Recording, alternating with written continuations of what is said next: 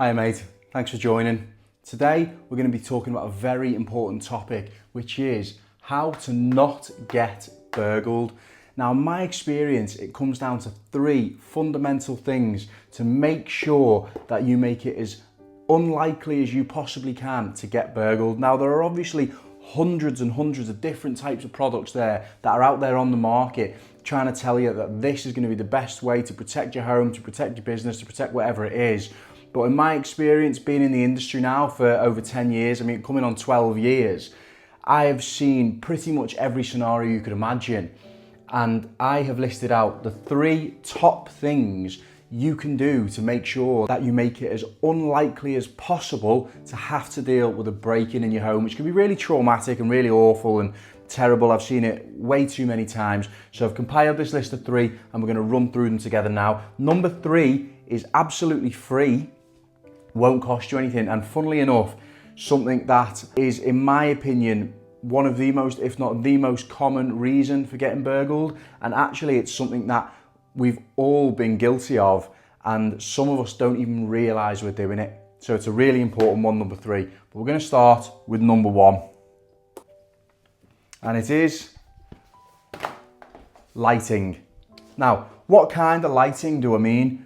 Really, I mean security lighting. Now, security lighting is basically floodlights that go around your property so that when someone moves in that particular area, it brings on a light and really lights up the entire area. Burglars hate working in the light. They love darkness. They love to be able to sneak around and find weaknesses at the property without having the possibility of getting seen. This also actually leads into human psychology. If a burglar is approaching a house in complete darkness and he knows he can't be seen, it's all good, he feels at ease. The moment a big, bright 50 watt light comes on and lights up the entire area, no longer the burglar can't see the windows anymore, can't really see and make out the house properly, but they know they are totally lit up. And they're thinking, I don't know if someone can see me right now, but it's definitely very easy for them. And they've been notified of some sort of movement because the lights come on, and they usually scarper just on that alone. Now, there are a couple of different types of lights you can get. You can get mains run. Now, this, in my opinion, is the best type of lighting. So this is where you have a mains run cable going to your external light that's outside, and it comes on. It doesn't need like recharging or anything like that, and it gives off a really bright, powerful light. It is a little bit more of an expensive option than, say, solar, because it usually requires it always requires a competent person to install. And if you haven't got anything there at the moment, then you need to get cables ran into that particular place. It can be a little bit pricey depending on the size of the job, but it really is an amazing thing to have in to deter burglars. Now, you can use solar if price is an issue for you, and you can fit a solar light. Anyone can fit a solar light. You drill a couple of holes, put it up, position the solar panel so that it's getting a light from the sun, and that'll work for you. The only thing is, it's nowhere near as powerful as a mains run light. And that's something that really is important when it comes to security lighting. But it's a good option if you haven't really got the funds at the moment to go for mains run, go for solar. But if you're asking what my personal opinion of is what's best between those two, always go for mains run if you can. You might actually have the cabling in place and not even realize it. The amount that have been installed means that you might just need to replace the actual housing and new light itself, and then you'll be able to maybe flick the breaker on or flick the fuse spur on. It may already be in place for you, so it's worth checking that out. But especially as we come to dark nights, lighting is something that is critically important to actually get on top of. Now, we're going to go on to number two. Security system, which is as of no surprise for me to recommend a security system, with being a security engineer myself. But there are a few different options that you can go for, such as a professionally installed system, which is pricier, but if you get a real professional, that has the correct qualifications, you're going to get a really solid system that's really reliable, and also you're going to get the support from them if you have any problems, because you're going to be on a maintenance contract with them for at least the first 12 months after the install. And then if you have any issues, if there's any problems with the system, you can call them, they can come out to you and they can fix whatever issues it is you're having with it.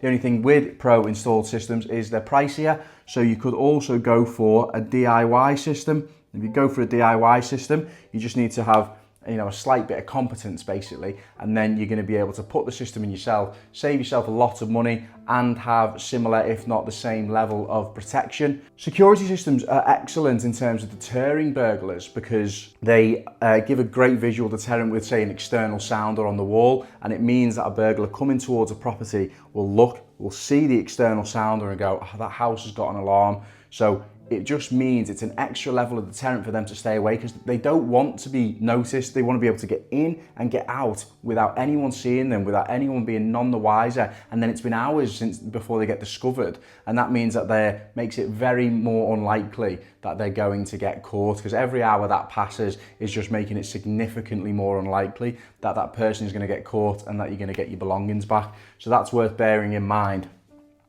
So, security system. Now, there's a couple of ways you can get notified with security systems.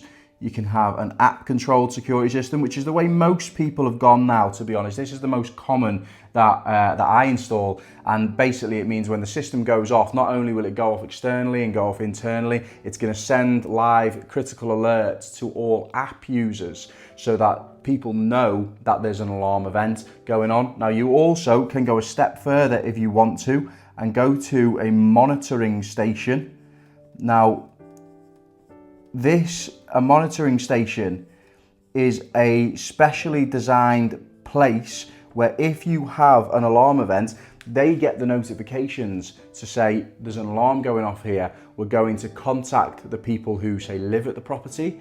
And then if we say can't get clarification from them or can't get an answer from them or anything like that, we're going to send either an emergency team such as the police, or it could be a response team which will then come round to see the property and then have a look. Maybe they'll have keys, maybe they won't. That comes down to personal preference as well, and they can then alert the authorities if they need to. So it adds an extra level of defence, but there is an extra level of cost with the monitoring stations. It's an ongoing contract for them to be able to monitor your alarm, because the places they actually do this in these monitoring stations, they're incredible. They're bomb-proof, and it's so someone can't break into the monitoring station, disable the monitoring station, and then break into the property, because they're looking after banks and also, and when I say banks, the Bank of England, places like that, all the gold that's buried underneath. They have to be able to be on hand 24/7, 365 days a year. So a monitoring station is a great addition to a security system, but it's an added cost. It tends to be more so for commercial premises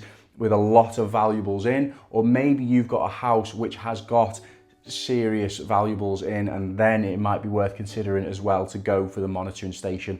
And number 3, the last one, locking your doors. Now, I'll stand here. This seems obvious, okay, but most burglaries that happen in the UK are down to opportunists. They're people going and they're just trying the door handles, and they'll go around and they'll see if any are open so that they can go in and rob the place. And it happens so often you wouldn't believe it. And the reason it happens so often you wouldn't believe it is because you might not even realise you're doing it. And when I see you say, what do you mean? Of course I know if I'm locking my door or not. Not necessarily. So a lot of doors now, these UPVC doors and these fancy doors that people have, when they close the door, you can't open them from the outside. So you can't open the door from the outside. You can only open it from the inside. You just push the handle down and you open the door. But from the other side, you can push the handle down, but it doesn't open the door. Now, a lot of people think that means that their front door is sufficiently locked.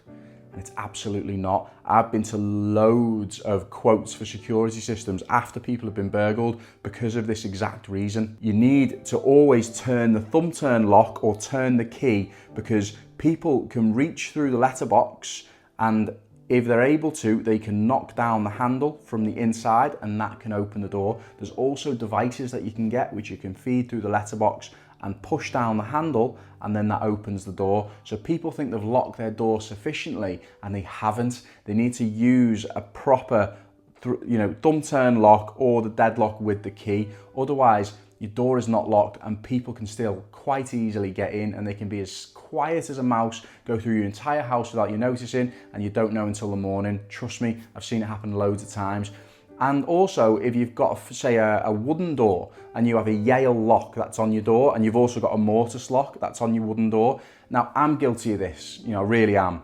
You should always lock the mortise lock in the wooden door, because the Yale lock that's on there, that's just attached to the door, is so easy to kick if someone wanted to. Say if they knew you were away, it was nighttime, you had no lighting, you had no security system, and they knew, oh, all they've got on their house is a Yale lock, they could go to the front door that's maybe tucked away behind some bushes, boot that Yale lock, and it comes off like that. It can only be as strong as the screws that are actually holding it in. Whereas if you use the mortise lock that shoots across, from inside the door into inside the door frame, you've got a much more secure lock, and you make it really difficult for someone to get in then. They've really got to be booting and hammering your door, and that just draws attention. That makes them not even try. So there you go. There's my top 3 tips to not get burgled. Hopefully you implement these. Hopefully you maybe already have these things implemented, and hopefully it'll help you stay a bit safer. Thanks for watching.